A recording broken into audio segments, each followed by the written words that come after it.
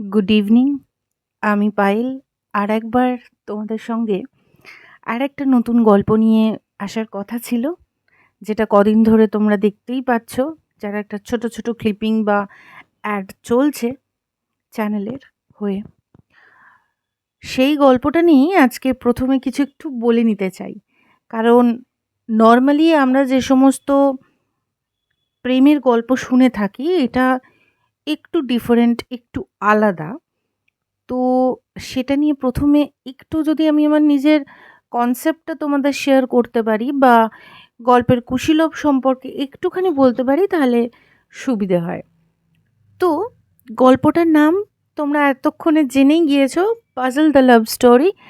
যেখানে আহ, আমরা আহ, খুব গুরুত্বপূর্ণ কিছু বিষয় নিয়ে আলোচনা করব, বা এটা বলতে পারো যে প্রেম সম্বন্ধিত যে সমস্ত কনসেপ্ট চলতি জীবনে আমরা নিয়ে হাঁটাচলা করি, উম, এই কনসেপ্টটা থেকে আমাদের এই গল্পটা একটু সরিয়ে নিয়ে যাবে, এটাই।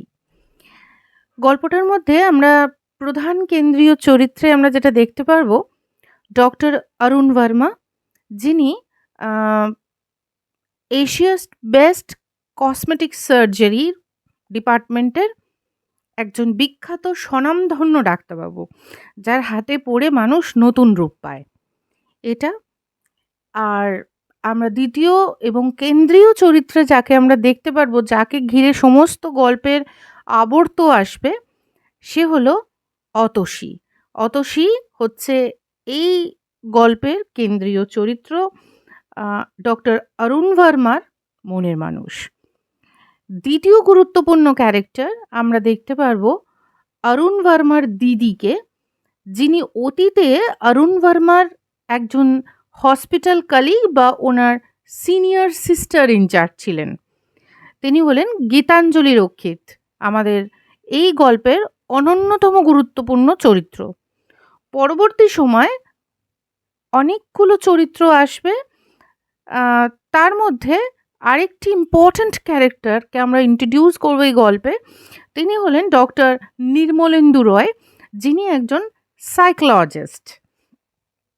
এবং এই গল্পের একটি দুষ্টু মিষ্টি ক্যারেক্টার আছে, যিনি এই গল্পটাকে এগিয়ে নিয়ে যেতে আমাদের সাহায্য করবে, বা এরকম কিছু বলতে পারি যে তার হাত ধরেই এই গল্পটা এগোবে।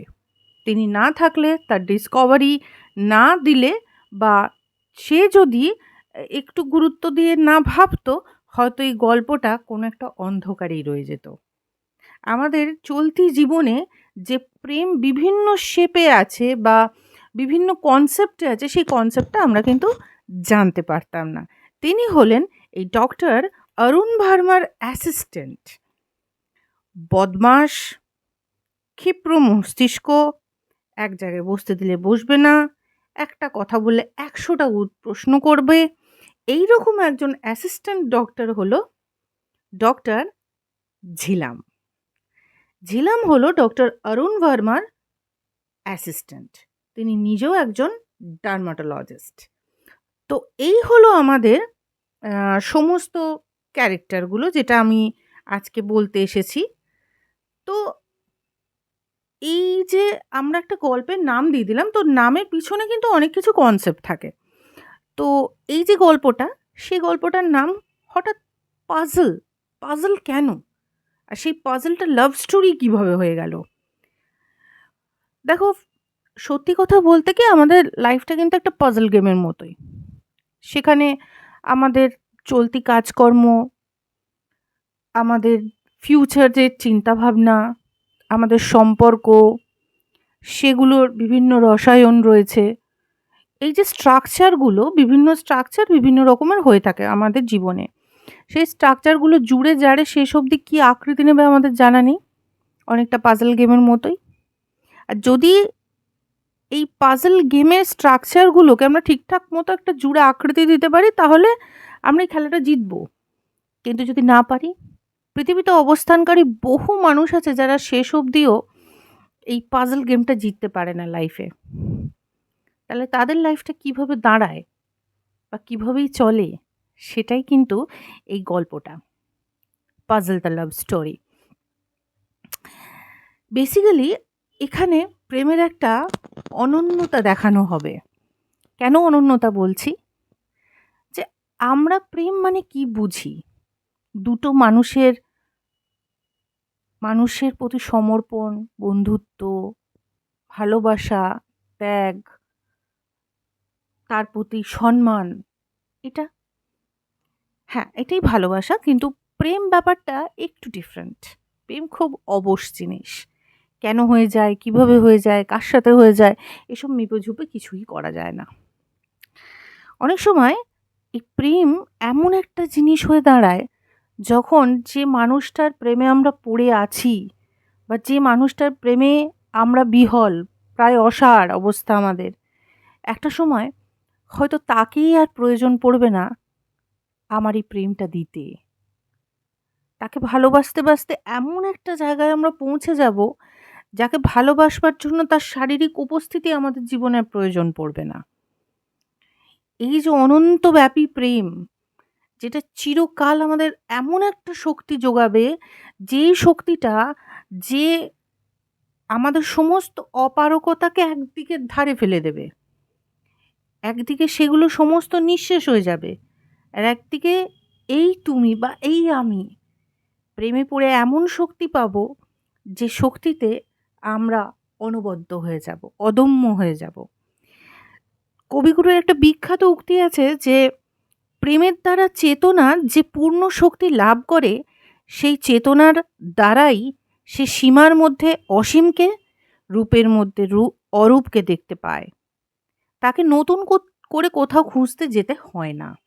হ্যাঁ, আমরা এমন একটা নৈসর্গিক পরিস্থিতির মধ্যে চলে যাই, যখন আমরা যাকে যেভাবে দেখতে চেয়েছি জীবনে, তার উপস্থিতি থাক না থাক, একটা এমন পৃথিবী তৈরি করে নিই নিজেদের শক্তি বলে, যে যেখানে কাউকে আর প্রয়োজন পড়বে না, কাউকে না। যেখানে তোমার অবচেতন আর চেতন দুয়ে মিলে এমন সংসার সৃষ্টি করবে, যা সম্পূর্ণভাবে পূর্ণ।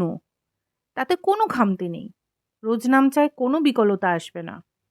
যে প্রেম প্রতি মুহূর্তে তোমাকে পূর্ণতা দেবে, এক অসীম শক্তি লব্ধ করবে। তাই আমাদের এই গল্পটা কিন্তু এই রকমই। প্রথম দিকে হয়তো শুনতে গেলে তোমাদের মনে হবে যে এরম একটা অদ্ভুত কনসেপ্ট নিয়ে এখনকার পৃথিবীতে কি সত্যি কেউ চলে? হুম, ভাবতেই পারো। কারণ এখনের পৃথিবী হচ্ছে কেজো পৃথিবী। তুম নেহি তো কোই অর সহি। মানে আজকে ধরো আমি তোমার সাথে বেশ একটা মাস চুটিয়ে ঘুরলাম, খেলাম, চললাম, গল্প করলাম, সিনেমা দেখলাম, ক্যাফেতে গেলাম, কয়েকটা উইকেন্ডে বাইরে কাটিয়ে ফেললাম। তারপর দুজনে মিটমাট হলো না, যে যার রাস্তা সে তার দেখে নিলাম, মুভ অন করে গেছি। মুভ অন শব্দটা এসে যায়।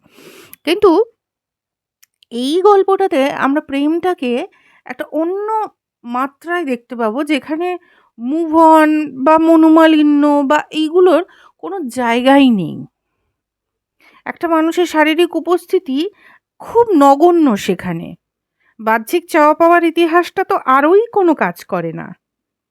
এই রকম হয়তো খুঁজতে গেলে এরম একটা ড্রিম পারসনকে আমরা প্রথমেই বলবো যে আমরা আমাদের জীবনে চাইবো, বা কারো জীবনে আমি এরকম হয়ে যেতে চাইবো, কিন্তু হয়তো পাওয়া যায় না। কিন্তু একেবারেই যে অমিল পৃথিবীতে, তা কিন্তু নয়। ওই ভগবানের দয়া টয়া যদি হয়ে যায়, কখনো মুনি ঋষির মাথায় আশীর্বাদ পড়ে যায়, তাহলে পেয়ে যেতে পারো। আম, আমি পাবো কিনা জানি না, আমি হতে পারবো কিনা ওটাও আমি জানি না, বাট তোমরা চেষ্টায় থাকো, ভগবানকে বলতে থাকো, আর আই হোপ পেয়ে গেলেও পেয়ে যেতে পারো। বলা যায় না, তাই না?